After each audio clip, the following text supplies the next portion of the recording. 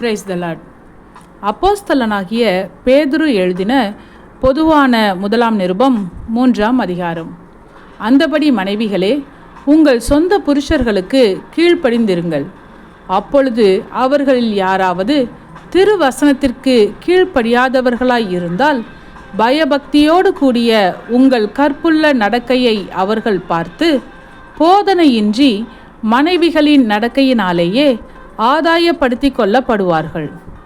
மயிரை பின்னி பொன் ஆபரணங்களை அணிந்து உயர்ந்த வஸ்திரங்களை உடுத்தி கொள்ளுதலாகிய புறம்பான அலங்கரிப்பு உங்களுக்கு அலங்காரமாய் இராமல் அழியாத அலங்கரிப்பாய் இருக்கிற சாந்தமும் அமைதலும் உள்ள ஆவியாகிய இருதயத்தில் மறைந்திருக்கிற குணமே உங்களுக்கு அலங்காரமாய் இருக்க கடவது.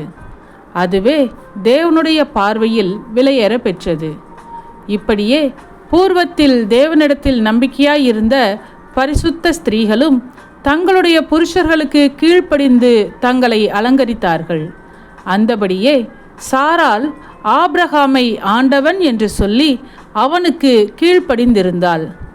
நீங்கள் நன்மை செய்து ஒரு ஆபத்துக்கும் பயப்படாதிருந்தீர்களானால் அவளுக்கு பிள்ளைகளாய் இருப்பீர்கள்.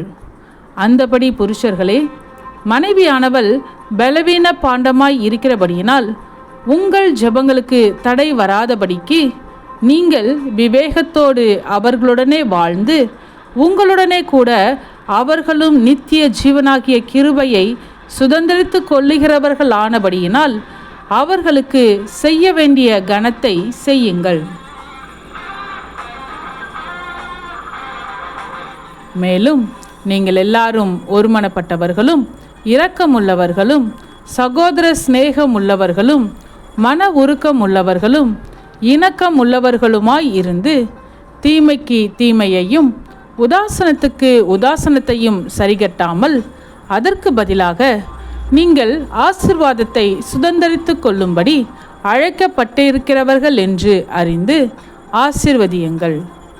ஜீவனை விரும்பி நல்ல நாட்களை காண வேண்டும் என்றிருக்கிறவன் பொல்லாப்புக்கு தன் நாவையும் கபடத்துக்கு தன் உதடுகளையும் விலக்கி காத்து பொல்லாப்பை விட்டு நீங்கி நன்மை செய்து சமாதானத்தை தேடி அதை பின்தொடர கடவன்.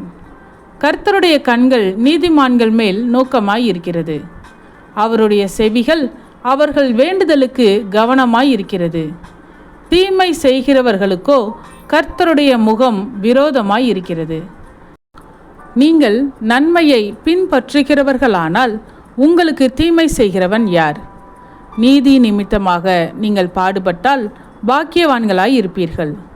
அவர்களுடைய பயமுறுத்தலுக்கு நீங்கள் பயப்படாமலும் கலங்காமலும் இருந்து கர்த்தராகிய தேவனை உங்கள் இருதயங்களில் பரிசுத்தம் பண்ணுங்கள். உங்களில் இருக்கிற நம்பிக்கையை குறித்து உங்களிடத்தில் விசாரித்து கேட்கிற யாவருக்கும் சாந்தத்தோடும் வணக்கத்தோடும் உத்தரவு சொல்ல எப்பொழுதும் ஆயத்தமாயிருங்கள்.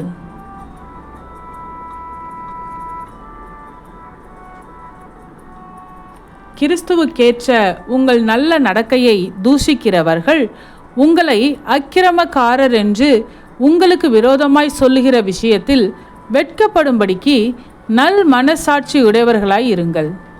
தீமை செய்து பாடு அனுபவிப்பதிலும் தேவனுக்கு சித்தமானால் நன்மை செய்து பாடு அனுபவிப்பதே மேன்மையாயிருக்கும். ஏனெனில் கிறிஸ்துவும் நம்மை தேவனிடத்தில் சேர்க்கும்படி அநீதி உள்ளவர்களுக்கு பதிலாக நீதி உள்ளவராய் பாவங்களின் நிமித்தம் ஒரு தரம் பாடுபட்டார். அவர் மாம்சத்திலே கொலையுண்டு ஆவியிலே உயிர்ப்பிக்கப்பட்டார். அந்த ஆவியிலே அவர் போய் காவலில் உள்ள ஆவிகளுக்கு பிரசங்கித்தார். அந்த ஆவிகள் பூர்வத்திலே நோவா பேழையை ஆயத்தம் பண்ணும் நாட்களிலே தேவன் நீடிய பொறுமையோடே காத்திருந்த போது கீழ்ப்படியாமற் போனவைகள். அந்த பேழையிலே சிலராகிய 8 பேர் மாத்திரம் பிரவேசித்து ஜலத்தினாலே காக்கப்பட்டார்கள். அதற்கு ஒப்பனையான ஞானஸ்நானமானது மாம்ச அழுக்கை நீக்குதலாய் இராமல் தேவனை பற்றும் நல் மனசாட்சியின் உடன்படிக்கையாயிருந்து இப்பொழுது நம்மையும் இயேசு கிறிஸ்துவினுடைய உயிர்த்தெழுதலினால் ரட்சிக்கிறது. அவர் பரலோகத்திற்கு போய் தேவனுடைய வலது பார்சத்தில் இருக்கிறார். தேவதூதர்களும் அதிகாரங்களும் வல்லமைகளும் அவருக்கு கீழ்ப்பட்டிருக்கிறது. ஆமென். சத்தியத்தையும் அறிவீர்கள், சத்தியம் உங்களை விடுதலையாக்கும். இந்த வசனத்தின்படி அநேகர் சத்தியத்தை அறிந்து விடுதலையாக்கப்பட இந்த சேனலை லைக் செய்யுங்கள், அநேகருக்கு ஷேர் பண்ணுங்கள். ஜீவ வார்த்தையை தினமும் கேட்க சப்ஸ்கிரைப் செய்யுங்கள்.